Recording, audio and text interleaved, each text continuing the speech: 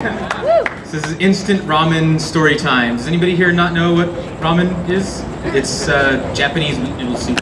Just FYI. In case you didn't know.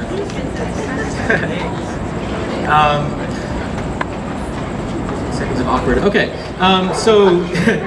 ramen is thought to have come to Japan in the late 19th century by way of China.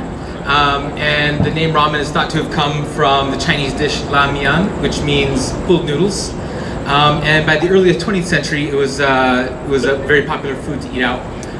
So Momofuku Ando was a Taiwanese-born businessman who naturalized to Japan after the Second World War. And he encountered a lot of food lines and there were food shortages, and he found a connection between peace and food, and he thought he could do something about it.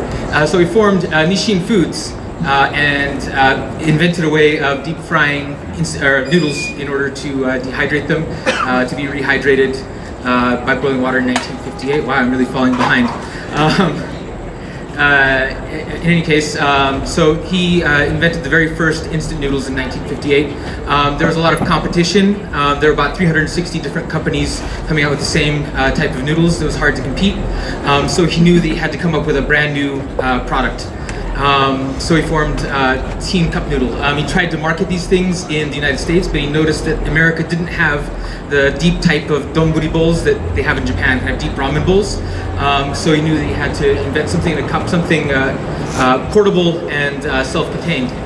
So in 1971, this team invented the cup noodle, and not without all kinds of difficulties.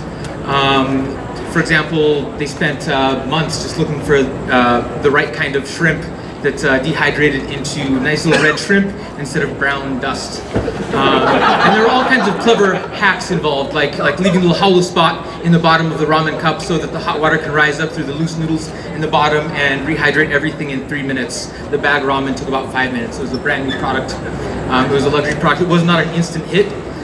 It actually took, they tried to sell it all over, but it actually took a street campaign in this busy Ginza shopping district to convince people that they could eat it on the run, and you would just see people walking with their cup noodles in the 70s.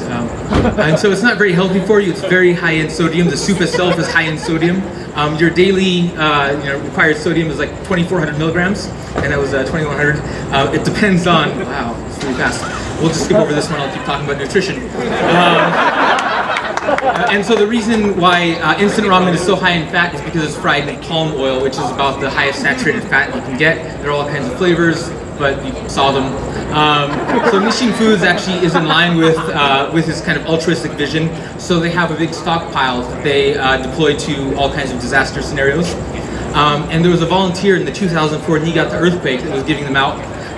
And saw how happy it made people, so he thought he'd improve on the idea and created canned ramen. But if you've ever let ramen sit in the cup for too long, you've noticed the noodles get soggy. The canned ramen he uses not actual noodles, but noodles made out of yams, so they don't get soggy, and you can buy them hot. In 2005, Nishin Foods invented something called Space Ram. That's the real name, which is a ramen that went up to space with Shuttle Discovery in 2005. It's a thicker broth, so it doesn't float away, and it can be boiled. It can be prepared in just 70 degrees centigrade, which is the hottest water available in the shuttle. There was a survey recently that placed instant noodles as the top made in Japan invention above all those things, CD, okay, all that stuff. Yeah. So how many noodles in a brick? There was a guy named Ron Konzak. He wrote the book called The Ramen Book.